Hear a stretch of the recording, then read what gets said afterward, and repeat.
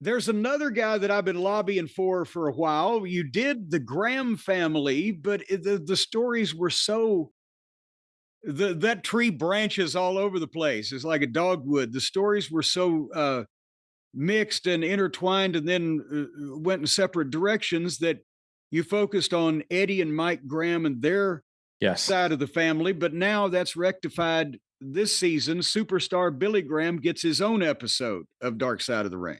That's right. And there was thought, when we did the Graham family episode in season 4, that we would try to, it seems like a absurd task now, but in hindsight, but trying to work in more of Billy Graham's story into that. But of course, him not being, as close to the Graham family sort of gimmick as much as the others were. But Well, and also on a timely, because again, you had to talk about Dr. Jerry and mm, Eddie and mhm, Mike, and their mhm. family story was as interesting as Yes. the in-ring part of their lives. So, but Superstar Graham, because my God, at one time the biggest box office attraction in the business by virtue of being the WWF champion and selling out Madison Square Garden, like people were there to get a cure for the plague. They were beating the doors down.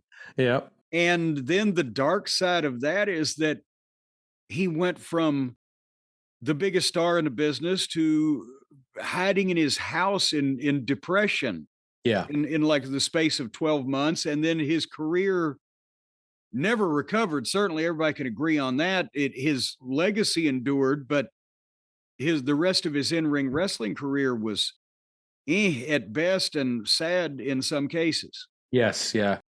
Yeah. This episode is, this is great. I'm really happy with how this episode's shaped up. It's very moving. It is I would say ostensibly mostly a family story, almost more than anything else.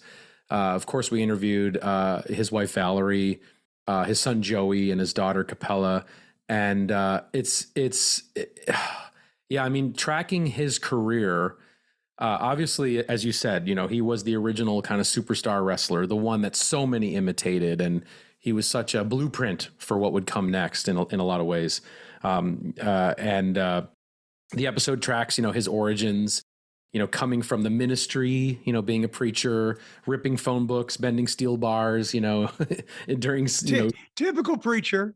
typical preacher shit, um, and really developing that promo style, during that, of course, obviously taking the name Billy Graham, which from the real Billy Graham.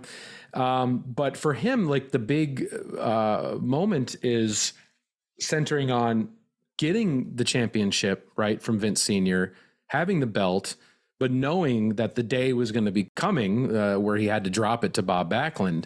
And he thought that at some point, just by his own pure charisma, sheer will, that he could change Vince Sr.'s mind and see that we should be going this direction with, what I'm doing and as the champion in the company. And maybe we don't need to go with this Bob Backlund plan, And I think him not being able to prove himself in that way to Vince Sr., that he could be that person and should always be that person in that moment, and basically continuing to be the person who's drawing the houses and going to the next level. I think that was an extremely difficult thing for him to overcome, and that was sort of, as a lot of people in the episode talk about, the sort of beginning of the end with him in terms of the effect it had on him psychologically, whether that's from childhood and a relationship to his own father, and sort of trying to prove himself in that capacity. Because there are voices in the episode like Steve Kern, who's like kind of saying, well, it's just a belt, you're a mark, and don't lose sight of the money, and stuff like that. And for others, especially his Well, family, but now to be honest, the belt, if you got the belt, you get more got the money. money. Exactly. He had both. He To be had the fair, adulation. yes, He yes, was a hero in New York City. He was the first cool heel they'd really ever had. Maybe the Valiant Brothers, but they didn't get over like this. right. And he had everything. That's why people thought that Vince Sr. was nuts for taking the belt off of him, and at the time, and And I always, in hindsight, looked at how in the world did they not somehow manage to switch him babyface at the same time and go with the flow? But when Vince wanted to keep up with his plan, and he had no idea that he was, employing this legendary figure. This was the Mm-hmm. guy he chose to be the heel transition champion. Mm-hmm. Yep. Yep. And they were selling out everywhere anyway, but Superstar was selling out fucking Yep. everything. Yep. Yeah, and of course, he it also tracks kind of, he went through so many medical issues. Uh, um, I think as a result of a lot of the steroid abuse that he had done to his body over the years. Oh, and especially that era of steroids where they were mixing Yes. it up in the bathtub, right? Exactly. Yeah. Right.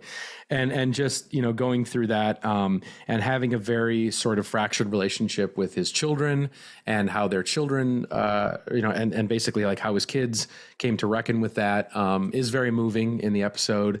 There's one thing I didn't know that I had never seen before, but I guess at some point, I think in the 90s, Billy Graham put on this like stage production play that was this autobiographical theater production that is very abstract. Like I think it takes place all in a wrestling ring, but it's like the story of his life and like drug abuse and all this stuff. And Jake Roberts plays him in this theatrical Oh, production. good Lord. Wait, what? Hold on. Back up. Pump the brakes. Have you not seen this? No, Jake Roberts plays Superstar Billy Graham. Well, I don't know if it's supposed to be like him exactly. I like was going to say, is he hitting the double bicep? Jake? No. I think he's just kind of playing an archetypal version of him. Okay, so it's not like that. It's yes, actually no, it's not exact. appear like, I can't think of people who look less similar to each other. No, but you see footage of it in the episode, and it's just like, wow, I had no idea that was a real thing. Whew. But we are going to get to see the Superstar Billy Graham story. Yes, on this season, and and that's the thing is he lost the belt to Backlund in what was it, February of '78? Am I remembering that right? I think that sounds right. And then he's out of the wrestling business for a while. And Gorilla Monsoon reported him dead, and yes, he shows up in the Memphis territory in. I guess it was probably October-ish, September, October-ish. Jarrett wanted to establish the CWA world title because everybody else was, being stingy with their world champions. And so to get a championship level star to carry the thing, I don't know. And I never thought to ask Jerry Jarrett now how the fuck he booked Superstar Billy Graham or how that came to be. But here was the guy that was selling out Madison Square Garden, was one of the highest paid wrestlers in the world a year before that, and he's working in Memphis. And he had lost a lot of.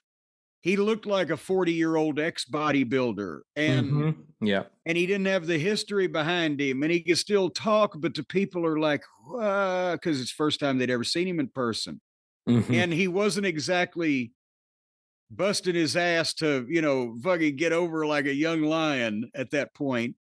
And it just didn't work as far as him selling any tickets. But I was thinking, how the fuck? Yeah. He couldn't even go back to work for Vern. He was a huge star for Vern in '72. But it was sad that between the depression and the substances and whatever, that, that was pretty much. By the time he got back to work for Vince, his body had betrayed him. Yeah, and then when he came back to the WWF, he also had, the karate character, which is painful to see. I think his family too is like that. That was the hardest time to watch him, was during that period when he was in that character, because you could really see that like he's on pills during all that, and it's really tough.